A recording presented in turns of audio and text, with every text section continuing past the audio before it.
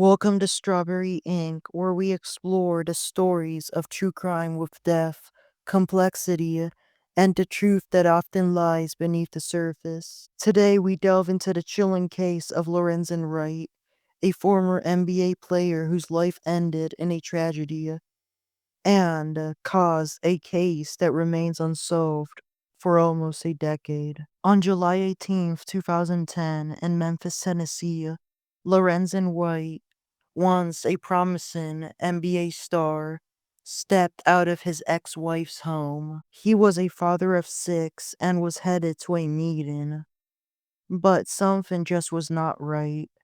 Lorenzen called 911 in the middle of the night. The frantic sounds of gunshots pierced the silence, and then the call ended. He then disappeared, and hours later, his family reported him missing. The search for Lorenzen Wright began immediately. His family and friends scrambled to piece together his last known movements, but nothing was adding up. Was it a random act of violence, or was there something deeper at play? Days turned into weeks. On July 28th, 2010, Lorenzen Wright's body was discovered by the Memphis police in a remote area of the city. The sight is haunting. A man who had once stood tall on basketball courts was now lying lifeless in the woods with multiple gunshot wounds. The investigation began, but there is no clear lead at this point. The community was shaken. After Lorenzen's body was discovered, it was examined at the West Tennessee Regional Forensic Center. Through DNA testing with the collaboration of his family, the remains were confirmed as Lorenzen Wright. Then an autopsy was conducted. It was determined that Lorenzen had been shot. Then it was time to find out if someone else shot him or if he killed himself shooting himself. After further review, it was determined that somebody else shot him. Therefore, this now became a murder investigation. Lorenzen's funeral was conducted at the N.J. Ford Funeral Home. At their site, a private family service was done in their Memphis building on August 3rd. Then the following day, a public service was held at the stadium of the Memphis Grizzlies, the FedEx Forum, where he once played. He was laid to rest at Memphis's Calvary Cemetery. Lorenzen was loved, respected, and it was hard to understand why would anyone want to hurt him. As detectives dug deeper, they uncovered a tangled web of relationships. Lorenzen's ex-wife, Sherra Wright, is at the center of this all.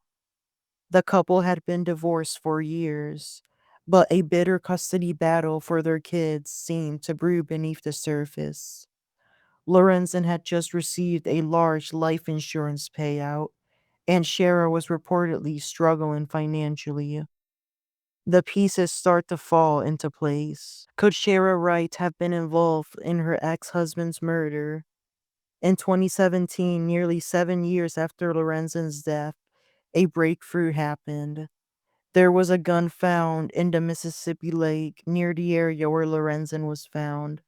The owner of this gun was identified as somebody named Billy Turner. This Billy Turner person was close to Sherra Wright and had been asking people to kill Lorenzen. In addition to that, the bullets found inside Lorenzen's body were linked to this abandoned gun. Therefore, Billy was tied to a criminal probe within the state of Tennessee for murder. Days later, he was arrested at the Mount Olive the First Missionary Baptist Church in Collierville, Tennessee. He had been attending Mass and was captured by a U.S. Marshal. He was tracked down through phone records. Billy Turner was processed at the Memphis police station, who were requesting him, and he afterwards was booked into the Shelby County Jail. 2 days later, on November 9th, Billy appeared in a docket at the Shelby County Criminal Court. In this docket, the presiding duty judge, Lee Coffey, denied him bond. Therefore, Billy would remain in jail to await trial. At this point, he was charged with first-degree murder. Then evidence was collected, and the criminal probe was ready.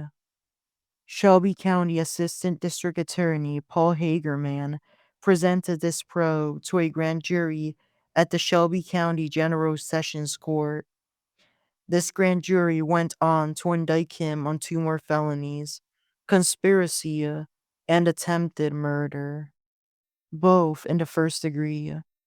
Therefore, an individual arraignment for him was held.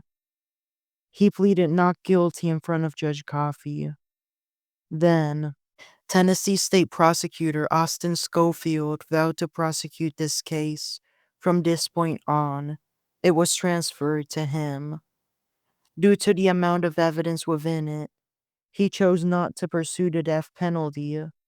Then, through Billy's phone records, more about the alleged crime was revealed. Sherra had really been wanting to get money through Lorenzen's death. It was revealed that Sherra had allegedly plotted with Turner to kill Lorenzen, hoping to claim his insurance money. But it does not end there. Then, in December 2017, Sherra was also arrested, being charged with first-degree murder and attempted first-degree murder. U.S. Marshals captured her at a rental home in Rancho Cucamonga, California. Due to it being a rental property, the marshals succeeded in entering and arresting her. She was afterwards processed at the U.S. Marshal's office in L.A., California, and booked into the Robert Presley Detention Center. Shortly after, she appeared in a wheelchair due to health issues at the Riverside County Superior Court. She was with her public defense attorney, Eric Keene, and besides Deputy DA Michael Herstink serving as prosecutor. Before Judge Mac Fisher, Sherra waived extradition. Therefore, the U.S. Marshals returned her to Tennessee. Her first stop was the Shelby County Sheriff's headquarters, and afterwards the Shelby County Jail. She then, before Judge Coffey, as well pleaded not guilty to the charges. The case that seemed so distant for so long finally took a dramatic turn. In court, it became clear that Lorenzen's death was a result of greed, manipulation, and a broken family dynamic. Sherra at first got 2 court-appointed attorneys, Steve Farrissi Jr. and Blake Balling. However, they stepped out in July 2018. Therefore, she got 2 new public defenders, Junie Ganguli and Lori Hull. Prosecutors Schofield and Sherra's new attorney negotiated a plea deal for her. In July 2019, she pleaded guilty to her charges in exchange for a lighter sentence. Judge Coffey immediately sentenced her to 30 years in prison. She appealed her case. Judge Coffey refused to let her withdraw her plea. The Tennessee Court of Criminal Appeals the following year refused to let her withdraw the guilty plea as well. But then another year later, this appellate court commuted her sentence. She was granted parole, but only if she completed 9 years. Those were the only successful moments of that appeal throughout the years.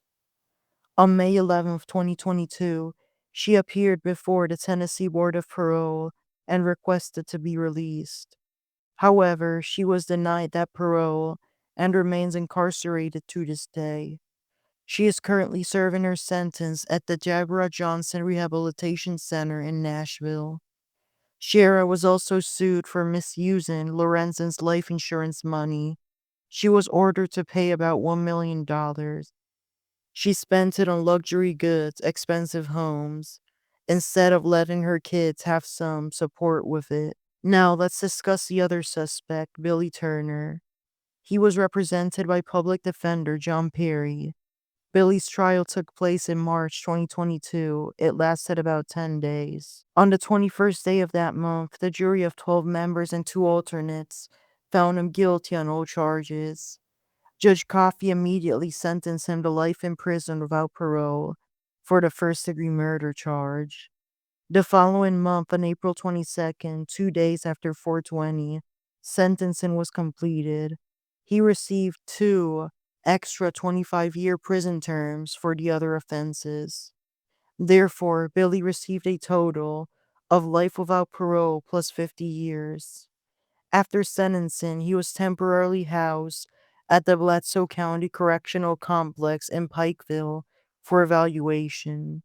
Then he was admitted into his current facility, the Turner Center Industrial Complex in Albany, Tennessee. Lorenzen Wright's death is a tragedy not just for his family, but for the city of Memphis, where he once was a star. His children are left to cope with the loss of their father, and the community mourns the death of a man who had so much potential, a man whose life was stolen far too soon.